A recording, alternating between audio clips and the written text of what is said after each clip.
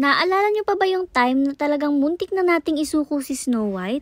For the ligo nga si Snow White natin today, kaya ayan, pinalabas na rin nga po siya. At syempre, magtatakbo-takbo muna siya sa labas bago siya liguan. Yun nga lang, alam niyo naman ang attitude nitong si Snow White. Hindi po talaga siya marunong sumunod, opo. Talagang likas sa kanya yung pagkakaroon ng matigas na ulo. Ang loka, talaga nang habol pa ng manok ha. Anyways, ito nga sa paglabas na to, siguradong mababash na naman kami kasi sasabihin, hindi na naman trained. Ganito na kasi talaga si Snow White, simula bata pa lang siya. Pag gusto niya, dapat yun yung susundin. Hindi nga talaga pwede na yung gusto namin yung masusunod Dito nga makikita nyo, gustong-gusto niya kasi talagang puntahan yung manok. Kaya naman tagal niyang hindi umalis dun sa pwesto niya. Nung umalis naman siya dun ay nagtakbo-takbo naman siya ng konti. Tapos maya-maya yung kanal naman yung kursunada ng ate mo. Talagang ang sumuot siya dun sa kanal bet. Parang gustong-gusto niyang pagkasyahin yung sarili niya dun. Ewan ko ba dito kay Snow White kung ano-anong trip sa buhay. Kaya naman nababash tayo na hindi train kasi naman ang mga kalokohan talaga ng mga to. Although totoo nga po na hindi siya train talaga, pero alam naman niya yung mga basic commands. Talaga nga lang pasaway siya at matigas ang ulo.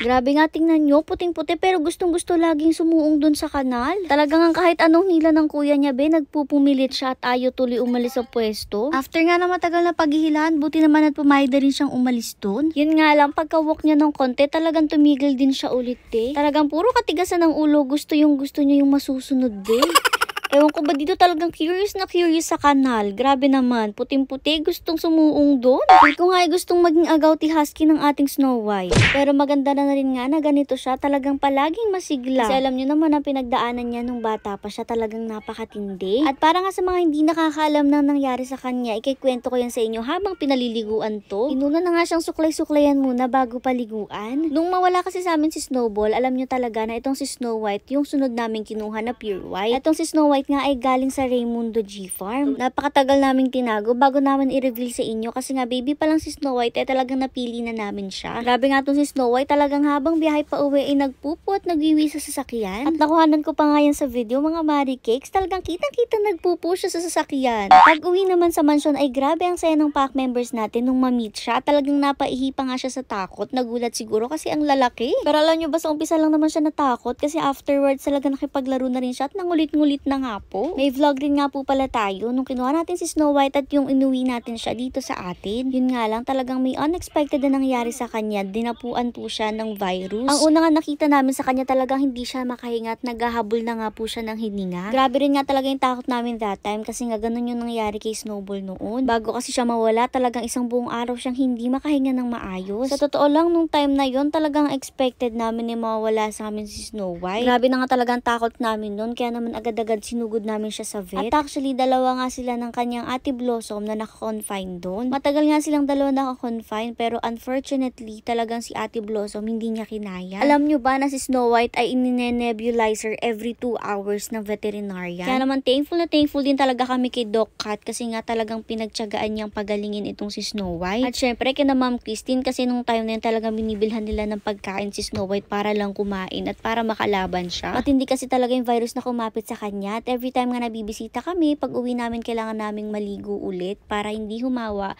or hindi mahawaan yung iba nating pack members. Luckily talaga nakasurvive ang ating Snow White. Nakakatuwa naman dahil nga ngayon napakasigla na niya. At alam nyo ba ang mas nakakatuwa pa, hindi niya makakalimutan yung mga tao na nandyan sa kanya nung mahina siya. Kasi nung andito pa nga si Doc, talagang tuwan-tuwa nga po siya palagi tuwing bibisita kami doon. At kahit nagpapa-home service tayo, pag nakikita niya si Doc at si Ma'am Christine, grabe talaga yung saya niya, walang paglagyan. Sobrang bata pa kasi talaga ni Snow White nung time na nagkasakit siya, kaya talagang milagro na para sa amin na nakaligtas siya at nabuhay nga po siya. Yun nga lang, ngayon talagang napasobra yung kakulitan pero okay na rin yun na masigla siya kesa naman yung may nararamdamang sakit. Yun nga lang guys, unfortunately, yung kasabay niya si Ate Blossom ay talagang hindi na nakaligtas. Kung nakasubscribe kayo sa aming YouTube channel, mapapanood nyo nga po yan lahat. Pwede nyo naman din po yung isearch sa aming YouTube. Yung time na yun na nga yung pinakamalaking dagok para sa amin at sa aming pack members. At super happy kami na nalagpasan namin yun at ngayon ay lahat sila palagi ng healthy at palagi masigla. Kaya naman wala kaming ibang palaging dasal kundi palagi silang maging safe at saka laging healthy. Anyways, ay naliguan na nga po si Snow White at kung magtataka kayo kung bakit may konti-konti siyang stain, yung iba kasi dyan dahil sa pakikipagkagata niya sa mga kasamahan niya at yung iba naman talagang nandyan na nung bata pa siya. Kasi nga po nung baby pa siya talagang madilaw po siya at talagang pinaputi lang po natin itong si Snow White. Yun nga lang, hindi natanggal completely